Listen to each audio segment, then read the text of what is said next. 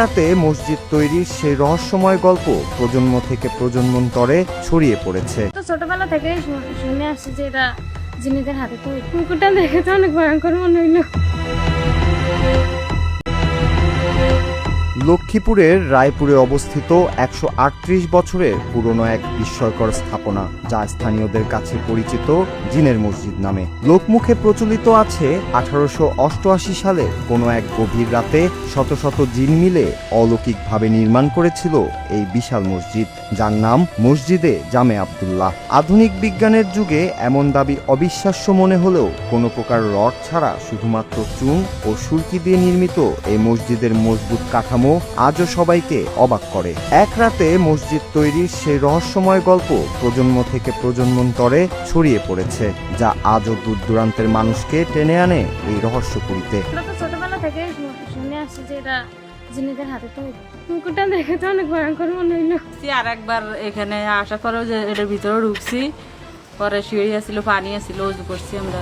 মসজিদটির প্রতিষ্ঠাতা মাওলানা আবদুল্লাহ ভারত থেকে উচ্চশিক্ষা শেষ করে এসে এমন একটি দৃষ্টিনন্দন ইবাদতখানার স্বপ্ন দেখেছিলেন। ১১০ ফুট দৈর্ঘ্য ও ৭০ ফুট প্রস্থের এই মসজিদে রয়েছে ৩টি বিশাল গম্বুজ এবং ৪টি সুউচ্চ মিনার। ঐতিহাসিক তথ্য মতে ভারতের দক্ষ কারিগরদের নিপুণ ছোঁয়ায় নির্মিত এই স্থাপত্যটি তৎকালীন মুসলিম স্থাপত্য শৈলীর এক অনন্য নিদর্শন। মাটির তলদেশ থেকে ১৩টি সিঁড়ি পেরিয়ে মূল মসজিদে প্রবেশ করতে হয়, যেখানে একসঙ্গে প্রায় ১,০০০ মুসল্লি নামাজ আদায় করতে পারেন। রডবিহীন এই স্থাপনাটির স্থায়িত্ব আজও প্রকৌশলীদের কাছে এক বিস্ময়ের বিষয়। মুরব্বি থেকে শুনেছি এখানে মানে দিনে কাজ না হয়ে রাতে কাজটা করা হতো।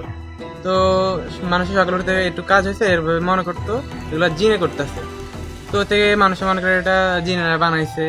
এভাবে অনেক লোক কথা বলে উঠছে যে এক রাতের ভিতরে হয়েছে। মসজিদটির অন্যতম প্রধান আকর্ষণ হলো এর নিচে অবস্থিত একটি বিশেষ কক্ষ, যেখানে সারা বছর জুড়েই জমে থাকে পানি। প্রচলিত আছে এটি ছিল প্রতিষ্ঠাতা মাওলানা আবদুল্লাহর নিভৃত ইবাদতখানা। স্থানীয়দের বিশ্বাস এই পানি জিনের অজুর পানি এবং এটি পান করলে কঠিন ও দুরারোগ্য সব ব্যাধি থেকে মুক্তি মিলে। সেই অটল বিশ্বাস থেকে প্রতিদিন শত শত মানুষ বোতলে করে এই পানি সংগ্রহ করে নিয়ে যান। ধর্মের প্রতি অগাধ ভক্তি আর লৌকজ বিশ্বাসের এই মিশ্রণ মসজিদটিকে ঘিরে তৈরি করেছে এক অপার্থিব ও রহস্যময় আবেশ।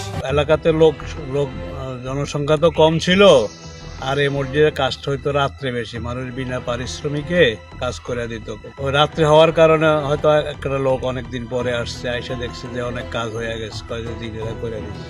আবার এরকমও গুজব আছে যে অন্যখান থেকে বানায় আনে এখানে পুকুর কাইটা ঢুকা দিছে। তবে কালের বিবর্তনে আর যথাযথ সংস্কারের অভাবে আজ বিলীন হতে বসেছে এই অমূল্য প্রত্নতাত্ত্বিক সম্পদ। ১৩৮ বছর পুরনো এই মসজিদের দেয়ালে এখন ফাটল ধরেছে, খসে পড়েছে প্রাচীন কারুকাজও। মাওলানা আবদুল্লাহর বংশধররা সাধ্যমতো রক্ষণাবেক্ষণ করলেও ঐতিহ্যবাহী স্থাপত্যটিকে বাঁচিয়ে রাখতে এখন প্রয়োজন সরকারি হস্তক্ষেপ। স্থানীয়দের দাবি, সঠিক সংস্কারের মাধ্যমে প্রাচীন এই কীর্তিকে রক্ষা করা গেলে এটি হতে পারে দেশের অন্যতম সেরা পর্যটন ও ধর্মীয় তীর্থস্থান। ইতিহাসের এই নীরব সাক্ষী কি তবে অযত্নেই হারিয়ে যাবে, নাকি আবারও ফিরে পাবে তার হারানো গৌরব? Noor Raju, Bangla TV, news desk.